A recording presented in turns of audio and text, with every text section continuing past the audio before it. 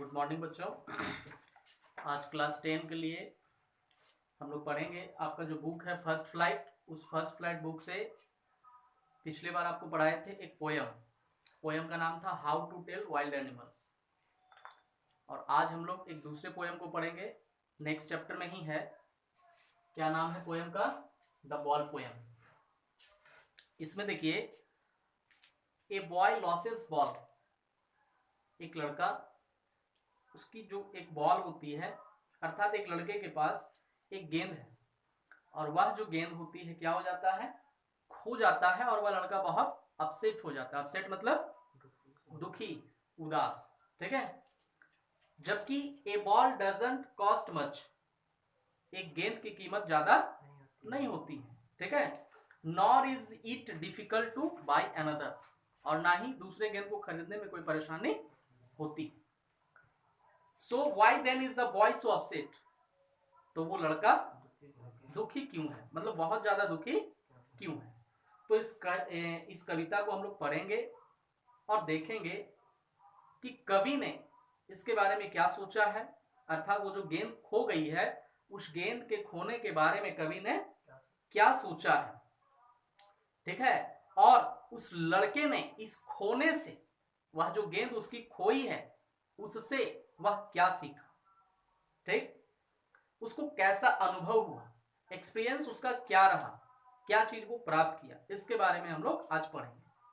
देखिए, what is the boy now who has lost his ball, what is he to do, I saw it go merely bouncing down the street and then merely over there it is in the water. What is the boy now? कवि कहते हैं उस लड़के की जो हालत है अब कैसी है। What is the boy now? कौन सा लड़का? Who has lost his ball, जिसने अपनी बॉल को खो दिया, ठीक। उस लड़के की हालत अब कैसी है? कवि कहते हैं कि मैंने उस बॉल को बाउंसिंग करते हुए, बाउंसिंग जानते हो, उछलना, ठीक है, अर्थात उस गेंद को हम बाउंसिंग करते हुए कहां जाते हुए देखा, down the street and then merely over there it is in the water, अर्थात स्ट्रीट से होते हुए, अर्थात गली से होते हुए, सड़क से होते हुए बाउंसिंग करते हुए वो बॉल कहां चला गया, पानी, ठीक। हो सकता है यहाँ पे पानी का प्रयोग इसलिए किया गया क्योंकि वो तालाब होगा या कोई जलाशय होगा, उसमें उस लड़के का बॉल जो है सो चला गया और वह लड़का उस बॉल को पानी में जाने से क्या हो जाता है, उदास है, दुखी है। No use to say O there are other balls, and ultimate shaking grief fixes the boy. Ultimate shaking grief fixes, grief दुख, GRIEF, ग्रीफ मतलब दुख, फिक्सेस मतलब पकड़ लेना, अर्थात उस लड़के के मन में एक दुख भर आया है और वो दुख गेंद के खोने के कारण है। As he stand rigid trembling staring down all his young days into the harbor where his ball went, I would not intrude on him. देखिए, and he stand rigid, rigid मतलब कैसे, गुस्सा होकर वो वहां पे चुपचाप खड़ा है। ट्रेम्बलिंग मतलब कांप रहा है, भय से। मान लीजिए वो लड़का डर रहा है, उसकी गेंद खो गई है, पानी में चली गई है, तो वो लड़का शायद डर रहा है जिसके कारण वो कांप रहा था। स्टेयरिंग डाउन, और क्या कर रहा है, नीचे की ओर स्टेयर कर रहा है, स्टेयर मतलब देख रहा है, ताक रहा है, ठीक। तो वो कहता है कि his ball went, I would not intrude on him, मैंने उसकी तरफ ध्यान नहीं दिया। कभी कहते हैं कि हमने उसकी ओर कोई ध्यान नहीं दिया। A dime another ball is worthless, देखिए बॉल जो है वर्थलेस, मूल्यवान नहीं है, ठीक है। बॉल कीमती नहीं होता है, मूल्यवान नहीं होता है, आप चाहे तो एक के बदले दूसरे बॉल को ले सकते हैं। Now he senses first responsibility, लेकिन यहां वो क्या समझता है, सेंसेस का मतलब समझदारी, समझना, रिस्पॉन्सिबिलिटी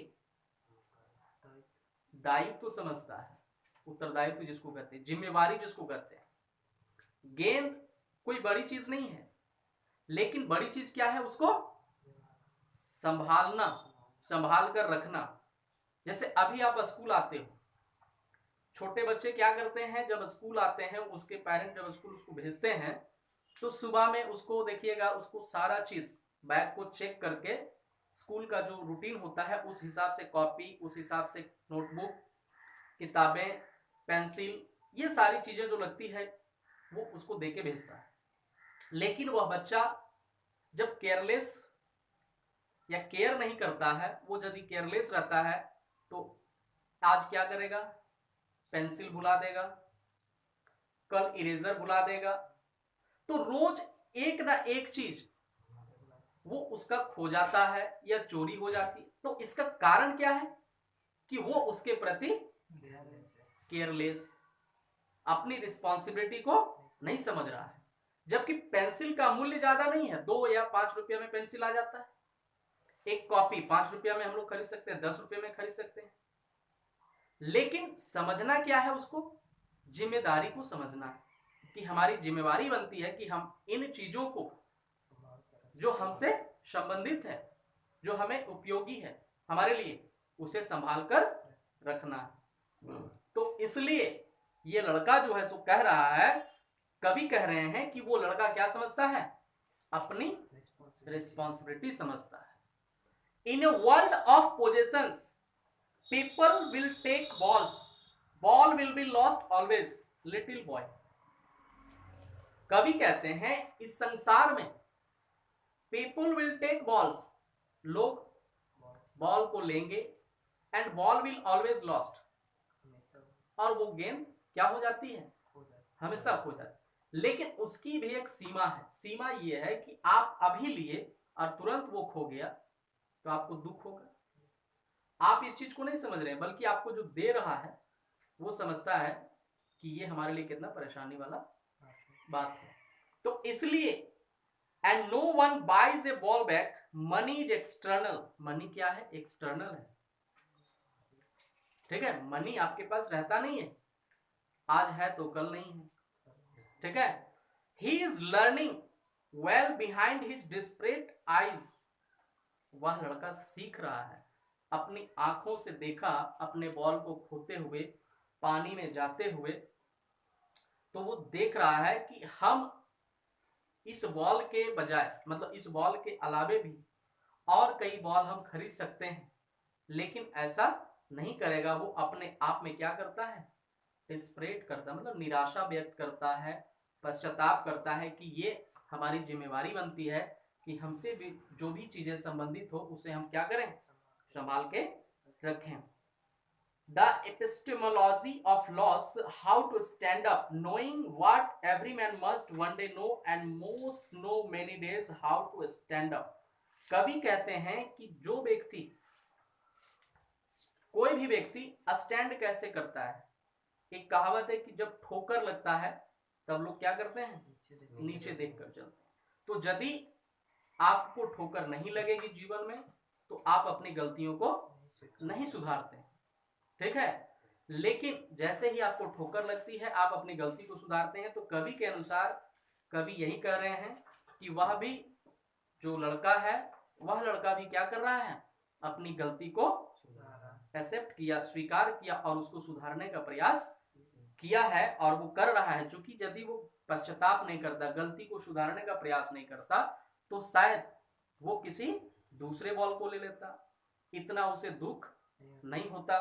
तो इस कवि में, इस कविता में कवि जो है उस लड़के के ऊपर पूरा फोकस किए हैं। ये कविता उस लड़के और गेंद के प्रति जो एक जिम्मेवारी है, ठीक है, उसके बारे में कवि हमें बताया है। और ये कविता आपका यही समाप्त हो जाता है। इसे आप जो है सो क्वेश्चन आंसर खुद से बना लीजिएगा, हम बता देंगे। और आज का वीडियो यहीं एंड करते हैं। Thank you.